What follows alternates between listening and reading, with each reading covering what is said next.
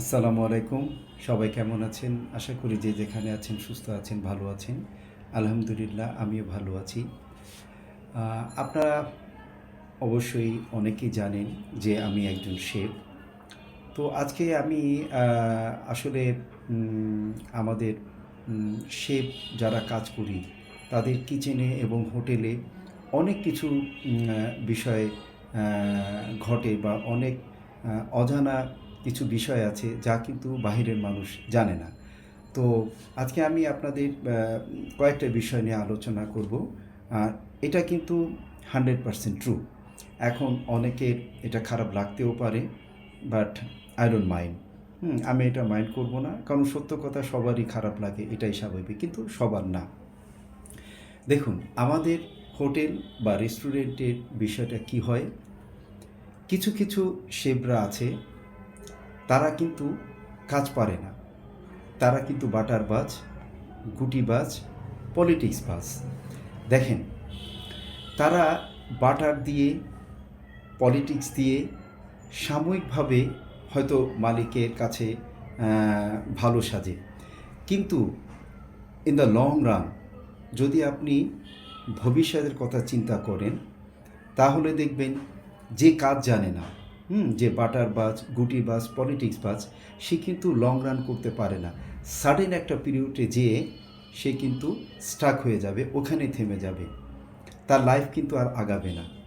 তো আমরা যারা মালিক মহাজন আছি, অনেকে কিন্তু এই বাটারবাজ বা গুটিবাজ, পলিটিক্স বাজ এগুলোরে পছন্দ করি। আর এই বাটারবাজ, পলিটিক্স বাজ এদের জন্যই কিন্তু অনেক সুনামধন্য রেস্টুরেন্ট, অনেক বড় বড় হোটেল ডিস্ট্রয় হয়ে গেছে। অনেক কোম্পানি বা অনেক হোটেল এরকম কিন্তু চলে গেছে বিকজ অফ এই যে বাটারবাজ, গুটিবাজের জন্য।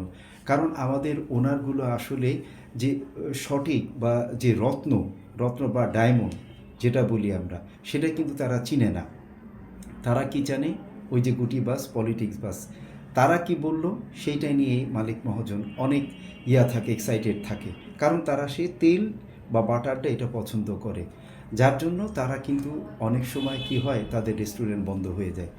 তো আমি হ্যাঁ, যারা এই যে বাটারবাজ বা গুটিবাজ, তাদের উদ্দেশ্যে বলবো, না ভাই, এটা আপনি তাদের এই বাটারবাজ বা গুটিবাজ এটা দিয়ে বেশি দিন আপনি চলতে পারবেন না। আপনি আপনার স্কিলটাকে ডেভেলপ করেন, believe in your self, trust in your self.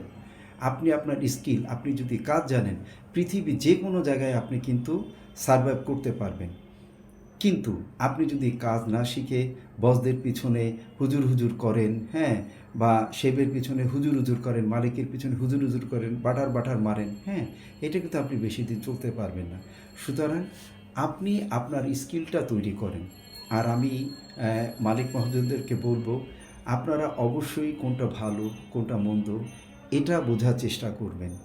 অনেক সময় দেখা যায় যে ভালো একজন শেফ, প্রফেশনাল একজন শেফ কাজ করতেছে, হ্যাঁ, তার স্যালারি একটা হাই।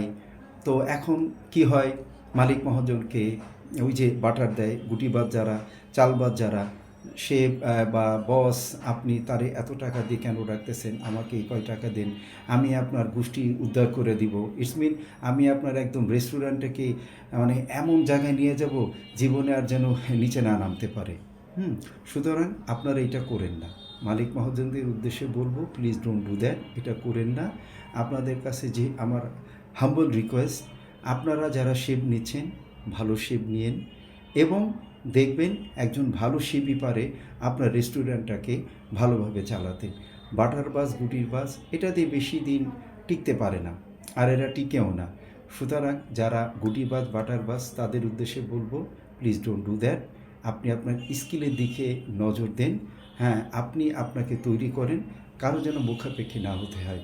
সো আমার কথায় কেউ যদি মনঃক্ষুণ্ণ হয়ে থাকেন, I am extremely sorry, but আমি আমার এই ২৬ বছর ক্যারিয়ারে যেটা শিখেছি সেটা কিন্তু আমি আপনাদের সাথে শেয়ার করছি। So I am sorry for that. কেউ যদি আমার কথায় হার্ট করে থাকেন আর কি, বা কষ্ট পেয়ে থাকেন, থ্যাংক ইউ।